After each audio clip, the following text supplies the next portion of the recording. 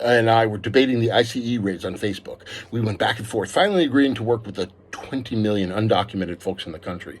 We also established that they are not getting government benefits, so they are working, shopping, and paying rent. I then asked him what would happen if they magically all disappeared. He said the stated goal should be.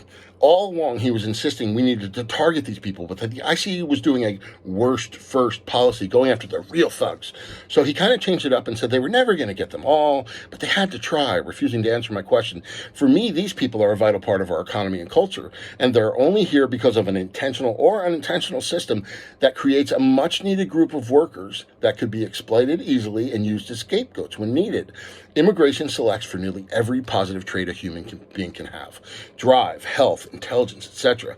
I disagree with these raids and would actively interfere with them with every legal means at my disposal. In the end, he couldn't even tell me what getting rid of 1 million of them would do to our society and economy, instead insisting that I had no respect for the rule of law. Okay, I'm game. Hey, Socrates, drink this. Hey, Legionary, let me hold that spike whilst you pound it through Jesus' wrist. Let's just skip the Dark Ages, medieval era, and the Renaissance and go straight to the 1600s. Okay, let's burn her and pile rocks on this guy until he squishes. Oh, yeah, and all these black people, they can be property. All men are created equal as long as they are white and own land. Hey, these indigenous folks are annoying. Let's set them out on the Trail of Tears. Give them infected blankets, wounded knee, renege on every treaty after treaty, kidnap their kids and send them to special schools. Dred Scott, Gordon Scarred Backs, fugitive slave laws. 20th century! Just read War is a Racket by Smedley Butler. MacArthur and the Bonus Army, Japanese internment camps, Operation Wetback. No kidding. It's an awful word, but Google it. Trust me. Into the 50s. Segregation, arrested from the Woolworth counter, getting acid dumped on them in a swimming pool, redlining, the list is too long. A woman shows up to a police station, bruised and bleeding. Officer, I've been SA'd, you know what I mean. Wow, lady, you're in bad shape. Who did this to you? My husband. Oh, let me call him to come pick you up. But he beat me. It's called home correction, lady. Maybe you should listen to him more carefully. How about just in my lifetime? White man wants to marry a black lady? Arrest them. I mean, if it was a black man and a white lady, there wouldn't even have been a trial. Want to get a credit card? Set up a business? Did your husband sign for it? Then buzz off. Modern day, Philando Castile, Breonna Taylor, some random toddler. Civil forfeiture. Hey, sorry we destroyed your house. Qualified immunity, though. So yeah, respect the rule of law. How about when a toddler, their mother, and their grandmother, all born in the USA, are shopping in a department store in Wisconsin? Also there is an ICE team. I guess, worst first, those illegals were selling fentanyl out of the shoe department.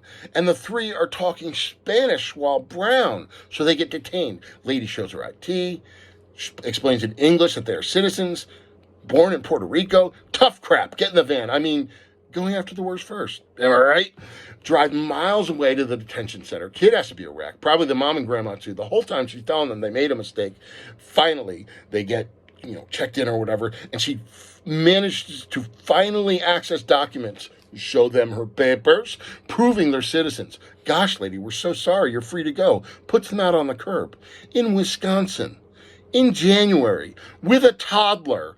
Good luck getting home. I mean, screw the 4th and 5th Amendments, and probably the first two, as long as you're using Spanish to exercise it. And it's not just these three, it's veterans, it's other people here legally. Native Americans are getting harassed. Do I respect the rule of law? Well, if that lady from the 50s, was teleported and it's 2025, hell yeah. I might even be tempted to do something maybe a little overboard to her husband, right?